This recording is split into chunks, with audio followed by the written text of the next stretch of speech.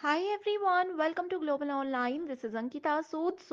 Research aptitude का एक बहुत इंपॉर्टेंट टॉपिक है इंडक्टिव और डिडक्टिव रिसर्च, जहां से एग्जाम में क्वेश्चंस बहुत बार पूछे जाते हैं. इस वीडियो में स्टूडेंट्स आपके थ्योरी कॉन्सेप्ट्स क्लियर हो जाएंगे. आप लोगों को मैं बताऊंगी कि क्या डिफरेंसेस होते हैं इनमें और कैसे ये टॉपिक आप लोगों को बाकी के टॉपिक्स को भी आसानी से समझने में मदद कर सकता है. तो ये बहुत ज़रूरी है कि आप इस वीडियो में एंड तक बने रहिएगा. स्टूडेंट्स, पेपर वन में आप सबको हेल्प करने के लिए एक कंप्लीट कोर्स में लेकर आई हूँ, जिसमें अगले 30 दिन के अंदर आपको रोज 2 से 3 लाइव लेक्चर्स के साथ पेपर से पहले 100% सिलेबस तो कवर करवाया ही जाएगा। साथ ही आपकी रिवीजन के लिए full syllabus MCQs and PYQs भी दिए जाएंगे, जिसमें कि आपको कुछ ऐसे ट्रिक्स बताऊंगी जिससे इजीली करेक्ट आंसर को पेपर में आइडेंटिफाई किया जा सकता है। फाइनल प्रिपरेशन के लिए अपडेटेड मॉक टेस्ट है and 5000 plus MCQ question bank है, जो कि एक्सप्लेनेशन के साथ आपको मिलेगा। एंड यकीन रखिए कि इसमें से एज इट इज सवाल पेपर में आपको देखने को मिल सकते हैं। लिमिटेड पीरियड के लिए ये डिस्काउंट आपको दिया जा रहा है। इसके लिए आपको गिवन नंबर्स पर व्हाट्सएप के थ्रू कॉल या मैसेज करके पूरी जानकारी लेनी है। साथ ही स्टूडेंट्स, फ्री वीडियोस और मॉक टेस्ट के लिए ग्लोबल ऑनलाइन ऐप को डाउनलोड कीजिए। स्टोर सेक्शन पर सर्च बार में आपको लिखना है कोर्स का नाम।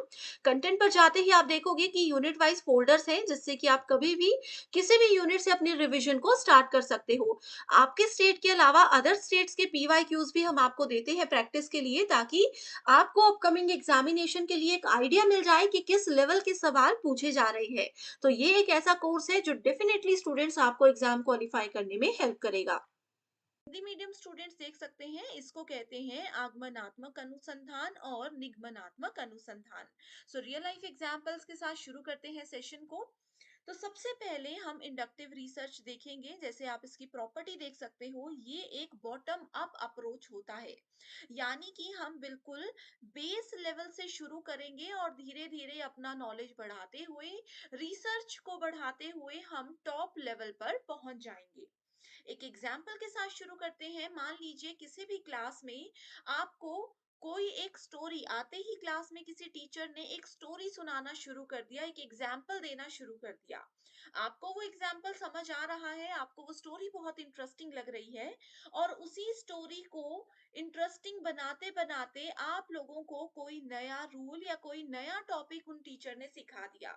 यानी कि हम बेसिक से स्टार्ट हुए थे, किसी एग्जाम्पल से स्टार्ट हुए थे और किसी रूल तक हमने क्लास को एंड किया। ये हमेशा इंडक्टिव अप्रोच ही हमें सिखाता है।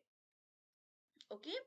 इंडक्टिव अप्रोच की एक सबसे खास बात ये होती है कि इसमें हम हमेशा किसी भी तरह के न्यू आइडियाज को एक्सप्लोर करते हैं। ओके। इसमें किसी भी तरीके के नए आइडिया को हमेशा एक्सप्लोर किया जाता है। अब जैसे भी हम रिसर्च करने जाते हैं, रिसर्च के दौरान सबसे पहले किसी पर्सन के दिमाग में क्या आना चाहिए? एक क्वेश्चन आना चाहिए कि हम किस पे रिसर्च करेंगे। उस क्वेश्चन को ही हम क्या करेंगे, उससे रिलेटेड फिर हाइपोथेसिस करेंगे, यानी कि उसी से रिलेटेड परिकल्पना करेंगे। यानी कि हमने बेस लेवल से धीरे धीरे परिकल्पना करते हुए फाइनल रिजल्ट को निकाल लिया। ये होता है इंडक्टिव यानी कि आगमनात्मक अनुसंधान। ओके स्टूडेंट्स, ये कुछ चीजें हैं। अब जैसे प्रैक्टिस करते करते बहुत बार ऐसा होता है ना, साइंस लैब में या किसी भी लैब में आप लोगों को एक बार टीचर बता देते हैं कोई भी प्रैक्टिकल करना, उसके बाद कहते हैं कि खुद से उन चीजों को ट्राई करो। तो इंडक्टिव अप्रोच यही होता है कि आपको डायरेक्टली कोई चीज करके नहीं दी जाती। आप लर्निंग बाय डूइंग पर फोकस करते हो, यानी कि खुद प्रैक्टिस कर करके, खुद किसी चीज को कर करके हम सीख जाते हैं। लेकिन इंडक्टिव रिसर्च जो है वो बहुत ज्यादा समय लगा देता है, बहुत ज्यादा टाइम कंज्यूमिंग प्रोसेस होता है। इसीलिए इंडक्टिव अप्रोच की जगह पर डिडक्टिव अप्रोच को भी हम यूज कर सकते हैं। लेकिन इंडक्टिव की तरह डिडक्टिव के भी कुछ नुकसान होते हैं। तो सबसे बेहतर तरीका यही होता है कि इन दोनों अप्रोचेस को एक साथ में इस्तेमाल, दोनों रिसर्च के रूल्स को एक साथ में इस्तेमाल करके हम जल्दी से अपने सॉल्यूशन तक पहुंच जाएं। एक सबसे महत्वपूर्ण इंपॉर्टेंट पॉइंट जो है इंडक्टिव रिसर्च का, ये होता है कि ये हमेशा क्वालिटेटिव मेथड को फॉलो करता है। अब क्वालिटेटिव यहाँ होगा तो क्वांटिटेटिव यहाँ पर होगा। ये दोनों क्या होते हैं? ये दोनों रिसर्च के एक बहुत इंपॉर्टेंट पॉइंट्स होते हैं, जिसको हम पार्ट 3 में डिस्कस करेंगे। ओके, सो हम बात कर रहे थे डिडक्टिव रिसर्च की।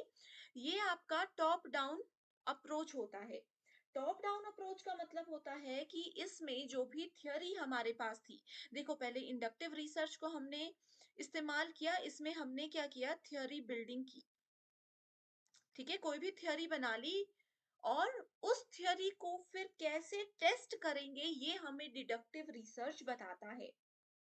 ओके, स्पेसिफिक हाइपोथेसिस जो हमने इंडक्टिव में बनाया था, उसको टेस्ट करना, या थ्योरी जो हमने बिल्ड की थी उसको टेस्ट करना, हमें डिडक्टिव में सिखाया जाता है। एंड ये जैसे मैंने बताया क्वांटिटेटिव मेथड को यूज करता है। We think about theory first, फिर हम हाइपोथेसिस पे जाएंगे। एक बेस्ट एग्जांपल है। ओके, अब देखो मैथ्स की क्लास होती है। मैथ्स की क्लास में हमेशा क्या किया जाता है? पहले आप लोगों को रूल्स सिखाए जाते हैं। किसी भी बच्चे को पहले a plus B whole square का फॉर्मूला सिखाया जाता है।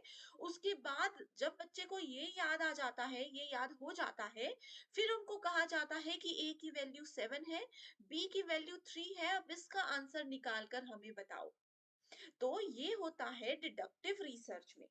यानी कि हम लोगों को पहले रूल सिखाया गया, नियम सिखाया गया, उसके बाद फिर हम किसी भी एग्जाम्पल पर गए। That is in deductive. ऊपर के लेवल से धीरे धीरे नीचे के लेवल पर जा रहे हैं। और इंडक्टिव इसका उल्टा होता है कि पहले आपको कोई एग्जाम्पल या कोई स्टोरी सुना दी जाएगी, फिर उसका रूल आपको बताया जाएगा कि याद है उस स्टोरी में मैंने आपको कहा था कि कौए ने कैसे पानी अ, पीने के लिए वो पत्थर पानी में डाल करके ये सब किया था। तो ये क्या हुआ? स्टोरी के साथ, एग्जाम्पल के साथ आपको एक कोई लेसन दिया गया, कोई रूल सिखाया गया। ओके, सो ये चीजें हैं जो कि बहुत इंपॉर्टेंट है, एग्जामिनेशन में जरूर आती हैं। एंड इससे रिलेटेड कैसे क्वेश्चन एग्जाम में आए हैं, उसके लिए आपको thank you so much everyone for watching this video, and I wish you all the very best.